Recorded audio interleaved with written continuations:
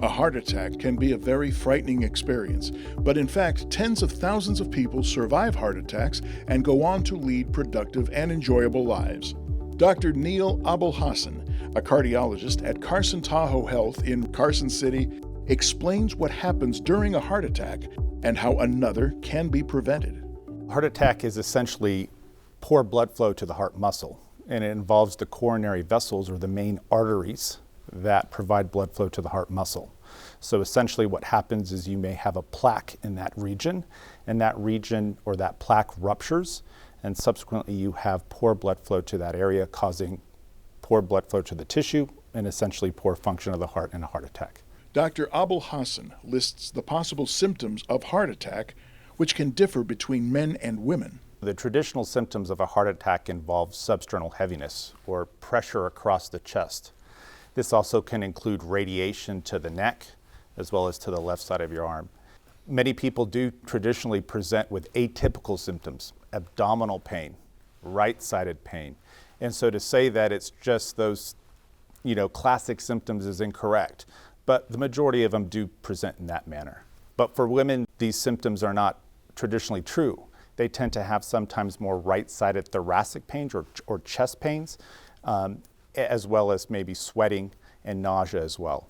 Once at the hospital, diagnostic tests are done immediately. So the initial thing that occurs when someone may be having a heart attack is to get something called an EKG, or an electrocardiogram.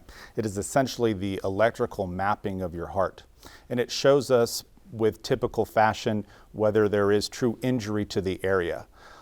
More complex terms such as ST elevation is something that we traditionally see on an EKG, which usually acutely gets people involved to get them to the cath lab or a facility to get invasive treatment of that heart attack. Treatment is determined by a proper diagnosis. When someone has been diagnosed with a heart attack, we urgently take them to what's called the catheterization lab. And that's where a specific type of cardiologist called an interventional cardiologist performs what's called a coronary angiogram, or it's a essential mapping of the coronary vessels, the main arteries that supply your heart muscle.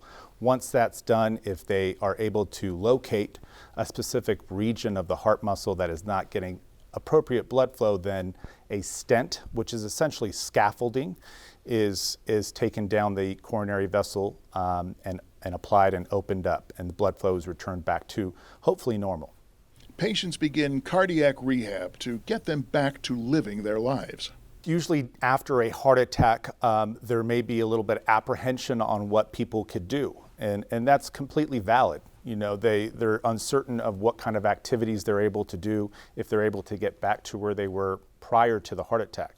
And the real answer to that is that heart attack is one instance in your life. It is a speed bump, as that's what I tell my patients is, you got to get up and you got to go, okay? And so essentially what we do is we enroll them in what's called the cardiac rehab.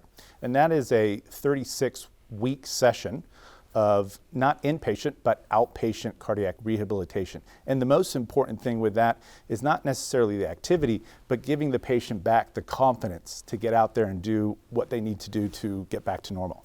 Lifestyle changes can give the patient a better chance of a healthy heart and a longer life. Preventative cardiology is something that this new generation of cardiologists is moving to. And essentially what it comes down to is treating some of the major cardiovascular risks that cause coronary artery disease.